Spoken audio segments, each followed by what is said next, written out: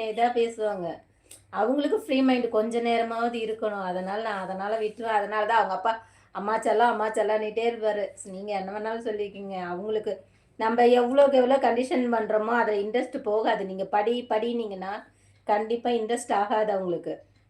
Free மைண்டா நீங்க கொஞ்ச நேரம் ரிலாக்ஸா விளையாட விட்டுட்டு அப்புறமேட்டு நீ விளையாண்டீங்கல்ல, கொஞ்ச நேரம் படிக்கலாம் அப்படின்னு சொன்னீங்கன்னா, கண்டிப்பா படிப்பாங்க. அத விட்டுட்டு வந்தவுனே டார்ச்சர் பண்ணோம்னா, அந்த மைண்ட் இருக்காது பிள்ளைகளுக்கு. நீங்க எவ்வளோதான் படிக்க சொன்னாலும் புக்க விரிச்சு வச்சுட்டு, கவனம் வேற எங்கேயோ இருக்கும். கவனம் படிப்புல இருக்காது. நான் அத எப்பயுமே கடைபிடிக்க மாட்டேன். நான் என்னோட பாணியில விட்டுருவேன். லூஸ் விட்டுருவேன். அது செல்லம் இல்ல. நான் டார்ச்சர் பண்றதில்ல அவங்கள. அவங்க சொல்லிட்டாங்க. ஏற்கனவே 10த்ல எனக்கு என்ன சொன்னாங்கன்னா, "உனக்கு பப்ளிக்ல நான் எக்ஸாம்ல உனக்கு மார்க் எடுத்து காட்டுவேன். நீ கவலைப்படாதம்மா" அப்படின்னாங்க. ஓகே. எனக்கு மார்க் வந்தா ஓகே.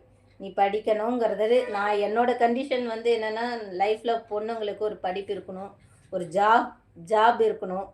தன்னம்பிக்கையோட புள்ளைக இருக்கணும் அப்படிங்கிறது என்னோட மைண்ட். அதனால நீ